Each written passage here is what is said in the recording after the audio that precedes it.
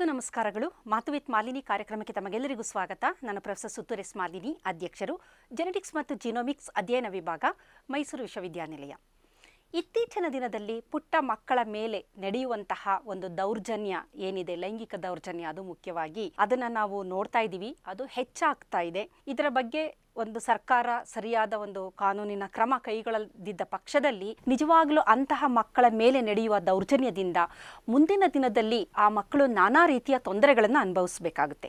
ಇಂಥ ಒಂದು ಪ್ರಕರಣಗಳನ್ನು ನಾವು ಕೇಳ್ತಾ ಇರ್ತೀವಿ, ಅಥವಾ ಒಂದು ವಾರಪತ್ರಿಕೆಗಳಲ್ಲಿ ಅಥವಾ ಯಾವುದೋ ಟಿ ವಿಲಿ ನೋಡ್ತೀವಿ.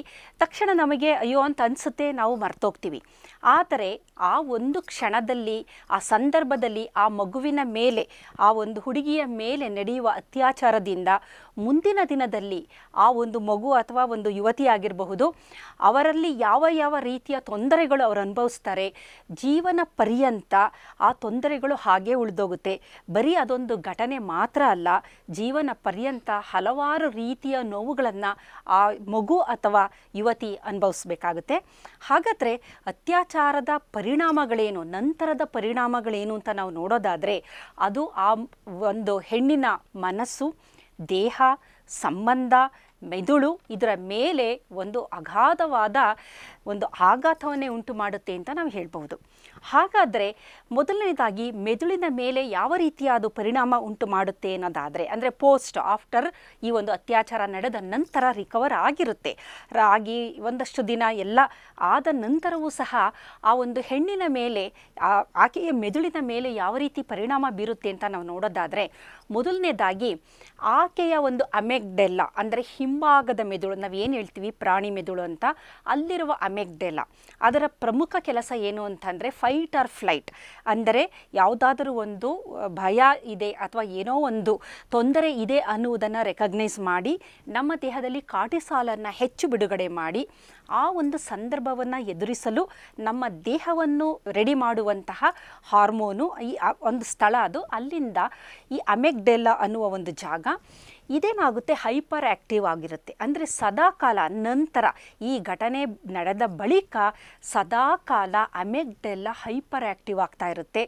ಅವರಿಗೆ ಸದಾಕಾಲ ಒಂಥರ ಅವರು ಒಂದು ಅಲರ್ಟ್ನಲ್ಲೇ ಇರ್ತಾರೆ. ಏನಾಗ್ಬೋದು, ಮುಂದೆ ಏನಾಗ್ಬೋದು, ನನಗೇನಾದ್ರು ತೊಂದರೆ ಆಗಬಹುದು ಅನ್ನೋ ಒಂದು ಭಯದ ವಾತಾವರಣ, ಫೋಬಿಯಾ ಅಂತ ಕರಿತೀವಿ, ಅಥವಾ ಪೋಸ್ಟ್ ಟ್ರೊಮ್ಯಾಟಿಕ್ ಸ್ಟ್ರೆಸ್ ಡಿಸಾರ್ಡರ್ ಅಂಥದಕ್ಕೂ ಸಹ ಆ ಒಂದು ಮಗು ಅಥವಾ ಯುವತಿ ಒಳಗಾಗುವ ಸಾಧ್ಯತೆ ಇದೆ. ಕಾರಣ ಅಮೆಗ್ಡೆಲ್ಲ ಹೈಪರ್ ಆ್ಯಕ್ಟಿವ್ ಆಗಿರುತ್ತೆ. ಹೈಪರ್ ವಿಜಿಲೆನ್ಸ್, ಯಾರೆಲ್ಲರ ಬಗ್ಗೆಯೂ ಸಂಶಯ, ಎಲ್ಲ ಸಂದರ್ಭದ ಬಗ್ಗೆಯೂ ಸಂಶಯ, ಈ ಥರ ಒಂದು ವಾತಾವರಣವನ್ನು ಅದು ಕ್ರಿಯೇಟ್ ಮಾಡ್ತಾ ಬರುತ್ತೆ. ನಂತರ ಮುಂಭಾಗದ ಮೆದುಳು, ಪ್ರೀಫ್ರಾಂಟಲ್ ಕಾರ್ಟೆಕ್ಸ್, ಅದು ಸರಿಯಾಗಿ ಅದರ ಪ್ರಮುಖವಾದ ಕೆಲಸ ಏನು ಅಂತಂದರೆ ಡಿಸಿಷನ್ ಮಾಡುವುದು, ಜಡ್ಜ್ಮೆಂಟ್ ಮಾಡುವುದು, ಅನಾಲಿಸಿಸ್ ಮಾಡುವುದು, ತರ್ಕ, ಈ ಥರದ್ದೆಲ್ಲ ಮಾಡುವಂಥದ್ದು ಅದು ನಾರ್ಮಲ್ ವ್ಯಕ್ತಿಗಳಲ್ಲಿ. ಆದರೆ ಇಂತಹ ಘಟನೆಗಳಿಗೆ ತುತ್ತಾದಂತಹ ಮಕ್ಕಳು, ಯುವತಿಯರಲ್ಲಿ ಮುಂಭಾಗದ ಮೆದುಳು ಸರಿಯಾಗಿ ಕೆಲಸ ಮಾಡ್ತಾ ಇರೋದಿಲ್ಲ. ಹಾಗಾಗಿ ಯಾವ ಸಂದರ್ಭದಲ್ಲಿ ಏನು ಮಾಡಬೇಕು, ಯಾವ ನಿರ್ಧಾರ ಕೈಗೊಳ್ಳಬೇಕು, ಏನು ಮಾಡಬೇಕು ಅನ್ನುವುದು ಅರಿವಾಗದೆ ಅದು ಕಂಪ್ಲೀಟ್ ಬ್ಲ್ಯಾಂಕ್ ಆಗಿರುತ್ತೆ. ಹಾಗಾಗಿ ಮುಂಭಾಗದ ಮೆದುಳು ಸರಿಯಾಗಿ ಕೆಲಸ ಮಾಡ್ತಾ ಇರಲ್ಲ, ಹಿಂಭಾಗದ ಮೆದುಳು ಹೈಪರ್ ಆ್ಯಕ್ಟಿವೇಟ್ ಆಗಿರುತ್ತೆ.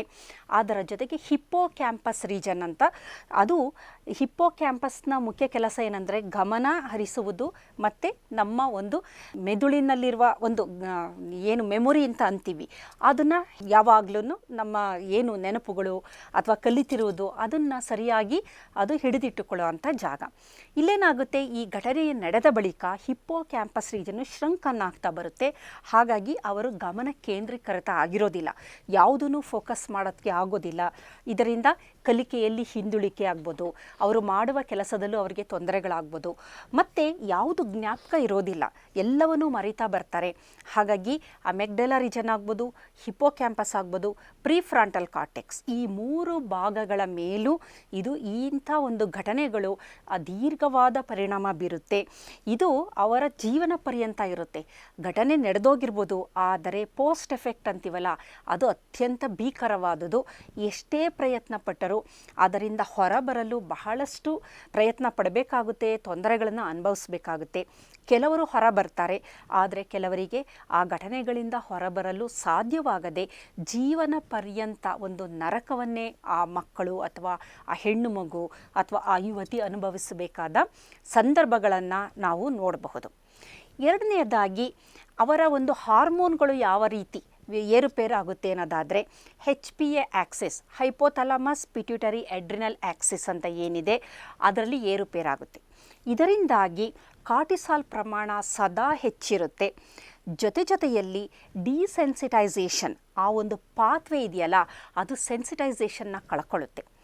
ಇದರ ಜೊತೆಯಲ್ಲಿ ಒಂದು ಡೊಪಮೈನ್ ಪಾತ್ವೆಯಲ್ಲೂ ಸಹ ಬಹಳ ಏರುಪೇರು. ರಿವಾರ್ಡಿಂಗು, ಯಾವುದರಲ್ಲೂ ಅವರಿಗೆ ಆಸಕ್ತಿ ಇರೋದಿಲ್ಲ, ಯಾವುದಕ್ಕೂ ಸಂತೋಷ ಪಡೋದಿಲ್ಲ, ಸದಾ ಬೇಸರ, ಸದಾ ದುಃಖ.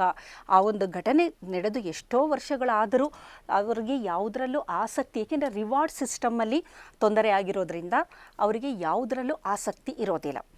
ಜೊತೆಯಲ್ಲಿ ಮೂಡ್ ಸ್ಟೆಬಿಲೈಸರ್ ಆದ ಸೆರೋಟೋನಿನ್ ಹಾರ್ಮೋನೂ ಸಹ ಇಂಬ್ಯಾಲೆನ್ಸ್ ಆಗಿರುತ್ತೆ. ಅದರಿಂದಾಗಿ ಏನಾಗುತ್ತೆ, ಅವರಿಗೆ ಯಾವುದರಲ್ಲೂ ಆಸಕ್ತಿ ಇರೋದಿಲ್ಲ, ಸಂತೋಷ ಇರೋದಿಲ್ಲ, ಸದಾಕಾಲ ನಿರಾಸಕ್ತಿ, ದುಃಖ. ಅವ್ರನ್ನ ನೋಡಿದ್ರೆ ನಮಗೆ ಬೇಜಾರು ಆಗುವಂತಹ ಒಂದು ಮನಸ್ಥಿತಿಯನ್ನು ಅವರು ಹೊಂದಿರ್ತಾರೆ.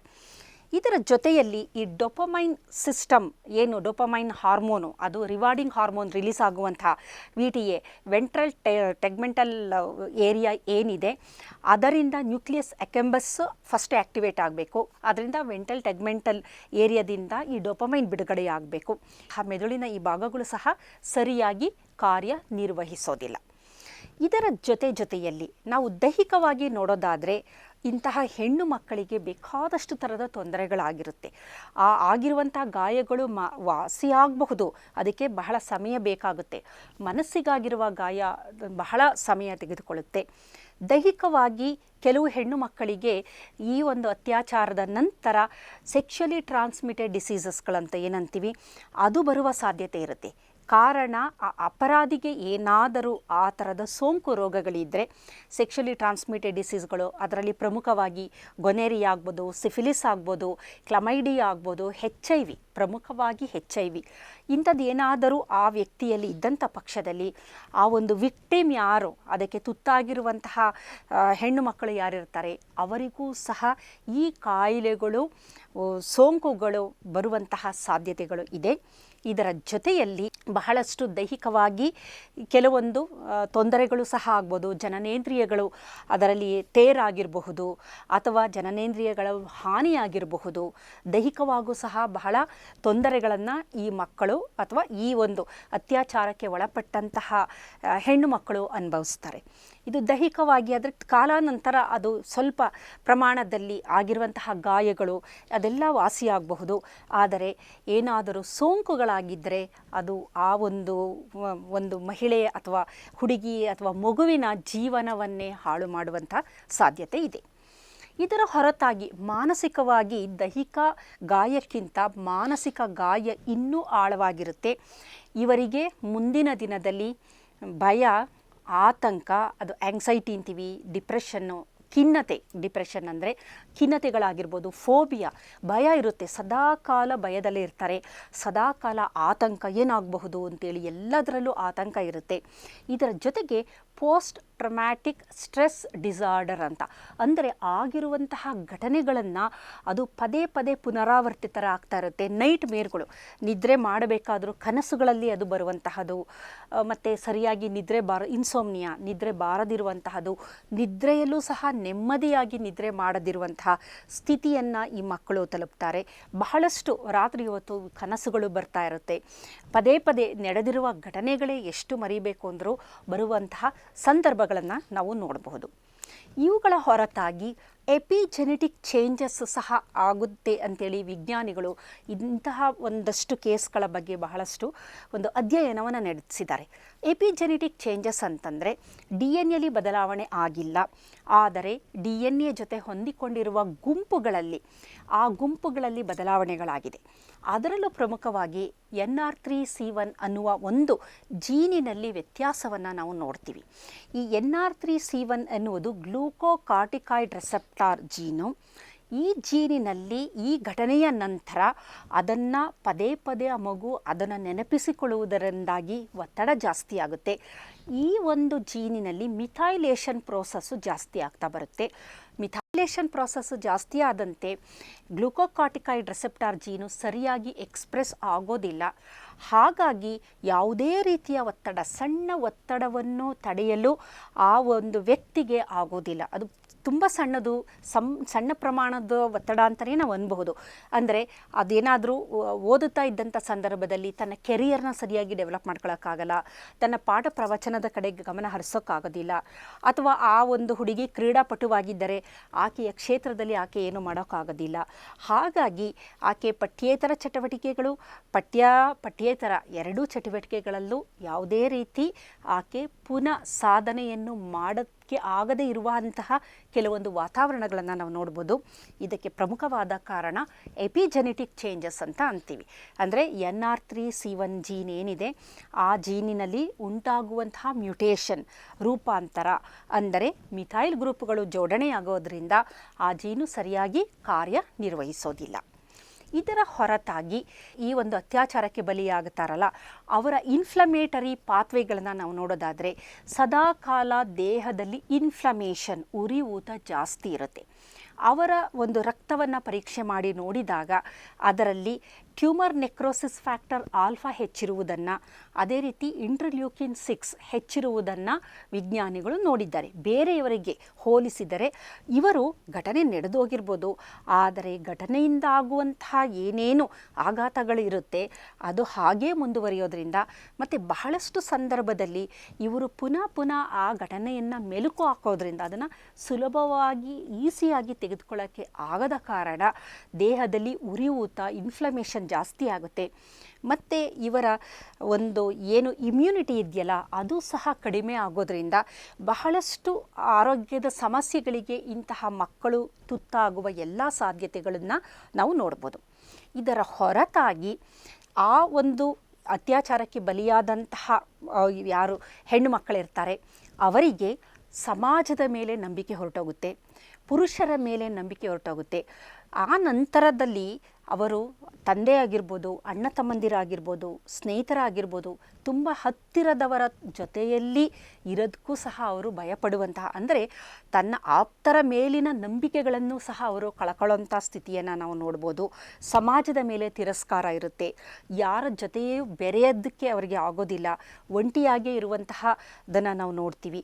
ಅಂದರೆ ಇದೆಲ್ಲ ಇಂಥ ಕೆಲವೊಂದು ಘಟನೆಗಳು ಎಷ್ಟರ ಮಟ್ಟಿಗೆ ನಮ್ಮ ಮೇಲೆ ಪರಿಣಾಮ ಬೀರುತ್ತೆ ಅಂದರೆ ದೈಹಿಕವಾಗಿ, ಮಾನಸಿಕವಾಗಿ, ಸಾಮಾಜಿಕವಾಗಿ, ಅದರ ಜೊತೆಗೆ ಎಪಿಜೆನೆಟಿಕ್ ಲೆವೆಲಲ್ಲೂ ಸಹ ಬಹಳಷ್ಟು ತೊಂದರೆಗಳನ್ನು ಮಾಡುತ್ತೆ. ಹಾಗಾಗಿ ನಾವು ಸುಮ್ಮನೆ ನೋಡ್ತೀವಿ, ಕೇಳ್ತೀವಿ, ಇಂಥದ್ದು ಒಂದು ಘಟನೆ ನಡೆದಿದೆ ಅಂತ ಕೇಳ್ತೀವಿ. ಆ ಘಟನೆಯಿಂದ ಆ ಒಂದು ಬಲಿಪಶುವಾದ ವ್ಯಕ್ತಿ ಮರಣ ಹೊಂದಿದರೆ ಅಲ್ಲಿಗೆ ಅದು ಮುಗಿದೋಯ್ತು.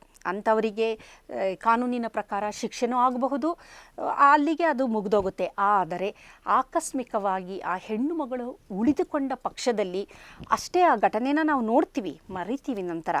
ಆದರೆ ಆ ಕುಟುಂಬದವರು ನಂತರದ ದಿನದಲ್ಲಿ ಆ ಹೆಣ್ಣು ಮಗುವನ್ನು ಯಾವ ರೀತಿ ರಕ್ಷಣೆ ಮಾಡಬೇಕು, ಅವಳಿಗಾಗಿರುವ ಆಘಾತದಿಂದ ಆಕೆಯನ್ನು ಯಾವ ರೀತಿ ಹೊರತರಬೇಕು ಅಂತಿದೆಯಲ್ಲ, ಇದು ಒಂದು ದೊಡ್ಡ ಚಾಲೆಂಜ್ ಅಂತಲೇ ಹೇಳ್ಬೋದು. ಕಾರಣ ಬರೀ ಇದೊಂದು ಘಟನೆ ಅಲ್ಲ, ಆಕೆಯ ದೈಹಿಕವಾಗಿ ಆಘಾತವಾಗಿರುತ್ತೆ, ಮಾನಸಿಕವಾಗಿ ಆಘಾತವಾಗಿರುತ್ತೆ, ಜೊತೆಯಲ್ಲಿ ಸಾಮಾಜಿಕವಾಗಿ ಸಮಾಜದ ಬಗ್ಗೆ ನಂಬಿಕೆ ಹೋಗಿರುತ್ತೆ. ಸ್ನೇಹಿತರಿಂದ ಏನಾದರೂ ಇಂಥದ್ದು ತೊಂದರೆಗಳಾದಾಗ ಅವರ ಬಗ್ಗೆ ನಂಬಿಕೆ ಹೋಗಿರುತ್ತೆ, ಸಂಬಂಧಿಕರಿಂದ ಈ ಥರ ದುಷ್ಕೃತ್ಯ ನಡೆದಾಗ ಅವರ ಬಗ್ಗೆ ನಂಬಿಕೆ. ಮುಂದಿನ ದಿನದಲ್ಲಿ ಮನುಷ್ಯರ ಬಗ್ಗೆನೇ ಅವರು ನಂಬಿಕೆಯನ್ನು ಕಳ್ಕೊಂತಾರೆ. ಪುನಃ ಅದನ್ನು ನಾವು ಸರಿದಾರಿಗೆ ತಂದು ಎಲ್ಲ ತೊಂದರೆಗಳಿಂದ ಅವರನ್ನು ಹೊರ ತರುವುದಿದೆಯಲ್ಲ, ಇದೊಂದು ದೊಡ್ಡ ಚಾಲೆಂಜು. ಆ ಕುಟುಂಬ ವರ್ಗದವರಿಗೆ ಇದು ದೊಡ್ಡ ಪ್ರಮುಖವಾದ ಒಂದು ಚಾಲೆಂಜ್ ಆಗಿರುತ್ತೆ. ಬಹಳಷ್ಟು ಕುಟುಂಬದ ಎಲ್ಲ ಸದಸ್ಯರ ಒಂದು ಸಹಕಾರದಿಂದ, ಮುಖ್ಯವಾಗಿ ತಂದೆ ತಾಯಿ ಅವರನ್ನು ಸರಿಯಾದ ರೀತಿಯಲ್ಲಿ ಮನಃಶಾಸ್ತ್ರಜ್ಞರ ಬಳಿ ಕರೆದುಕೊಂಡು ಹೋಗಿ ಕೌನ್ಸಿಲಿಂಗ್ ಮಾಡಿ ಪೂರಕವಾದ ಔಷಧಿಗಳನ್ನು ಕೊಡಿಸ್ತಾ ಪೂರಕವಾದ ವಾತಾವರಣವನ್ನು ಕಲ್ಪಿಸಿಕೊಟ್ಟ ಪಕ್ಷದಲ್ಲಿ ಅವರು ಅದರಿಂದ ಹೊರಬರಬಹುದು.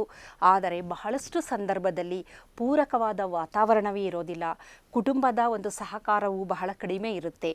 ಅಂತಹ ಪಕ್ಷದಲ್ಲಿ ಆ ಮಕ್ಕಳ ಜೀವನ ಸಂಪೂರ್ಣವಾಗಿ ನಾಶ ಆಗುತ್ತೆ. ಮುಂದಿನ ದಿನದಲ್ಲೂ ಕೊನೆಯವರೆಗೂ ಜೀವನ ಪರ್ಯಂತ ಅವರು ನರಕವನ್ನೇ ಅನುಭವಿಸುವಂಥ ಸ್ಥಿತಿಯನ್ನು ನಾವು ನೋಡ್ತೀವಿ. ಹಾಗಾಗಿ ಮಕ್ಕಳ ಬಗ್ಗೆ ಎಚ್ಚರಿಕೆ ಇರಲಿ. ಇಂತಹ ಘಟನೆಗಳಿಗೆ ತುತ್ತಾಗದಂತೆ ನಾವು ಮುಂಜಾಗ್ರತೆಯನ್ನು ವಹಿಸಬೇಕಾಗುತ್ತೆ. ಘಟನೆ ನಡೆದ ನಂತರ ಎದುರಿಸಬೇಕಾದಂತಹ ಇದನ್ನು ನಾವು ನೋಡಿದಾಗ ಅದು ಬಹಳ ಒಂದು ಕಷ್ಟಕರವಾದ ಪರಿಸ್ಥಿತಿ ಅಂತ ಅನ್ನಬಹುದು. ಹಾಗಾಗಿ ಘಟನೆ ನಡೆಯದಿದ್ದ ಹಾಗೆ ಆದಷ್ಟು ನಮ್ಮ ಒಂದು ಎಚ್ಚರಿಕೆಯಲ್ಲಿ ನಾವಿರಬೇಕು. ಮಕ್ಕಳನ್ನು ಬಹಳ ಎಚ್ಚರಿಕೆಯಿಂದ ಬೆಳೆಸಬೇಕು, ಅವರಿಗೆ ಸರಿಯಾದ ತಿಳುವಳಿಕೆಯನ್ನು ನೀಡಬೇಕು. ಅದೇ ರೀತಿ ಯುವತಿಯರು ಸಹ ತಮ್ಮ ಸಂಬಂಧಿಕರೇ ಆಗ್ಬೋದು, ಸ್ನೇಹಿತರೇ ಆಗ್ಬೋದು, ಆ ಒಂದು ಎಲ್ಲೆಯನ್ನು ಮೀರದಂತೆ ತಮ್ಮನ್ನು ತಾವು ರಕ್ಷಣೆ ಮಾಡಿಕೊಳ್ಳುವ ನಿಟ್ಟಿನಲ್ಲಿ ಅವರು ಯಾವಾಗಲೂ ಜಾಗೃತರಾಗಿರಬೇಕು. ಇಲ್ಲದಿದ್ದ ಪಕ್ಷದಲ್ಲಿ ಇದರಿಂದಾಗುವ ತೊಂದರೆಗಳು ಬಹಳ ದೀರ್ಘವಾಗಿರುತ್ತೆ. ಅದರಿಂದ ಹೊರಬರಲು ಸಹ ಅಷ್ಟೇ ಕಷ್ಟಪಡಬೇಕಾಗುತ್ತೆ. ಯಾವ ಒಂದು ಹೆಣ್ಣು ಬಹಳ ಮೆಂಟಲಿ ಮಾನಸಿಕವಾಗಿ ಬಹಳ ಶಕ್ತಿಶಾಲಿಯಾಗಿರ್ತಾಳೆ, ಸ್ಟ್ರಾಂಗ್ ಆಗಿರ್ತಾಳೆ, ಅಂಥವಳು ಮಾತ್ರ ಇಂತಹ ಘಟನೆಗಳಿಂದ ಹೊರಬಂದು ಒಂದು ಒಳ್ಳೆಯ ಜೀವನವನ್ನು ನಡೆಸಬಹುದು. ಇಲ್ಲದಿದ್ದ ಪಕ್ಷದಲ್ಲಿ ಜನಸಾಮಾನ್ಯರಿಗೆ, ಸಾಮಾನ್ಯ ಜನತೆಗೆ ಅಥವಾ ಸಾಮಾನ್ಯರು ಅಂತ ನಾವೇನು ಹೇಳ್ತೀವಿ ಅವರಿಗೆ ಇದನ್ನು ಸ್ವೀಕರಿಸುವುದು, ಇದನ್ನು ಅರಗಿಸಿಕೊಂಡು ಇದರಿಂದ ಹೊರಬರುವುದಿದೆಯಲ್ಲ, ಇದೊಂದು ದೊಡ್ಡ ಸವಾಲೇ ಸರಿ. ಹಾಗಾಗಿ ನಮ್ಮ ದೇಹ ಮನಸ್ಸಿನ ಬಗ್ಗೆ ನಾವು ಸಂಪೂರ್ಣವಾದ ಒಂದು ಕಾಳಜಿಯನ್ನು ವಹಿಸಬೇಕು.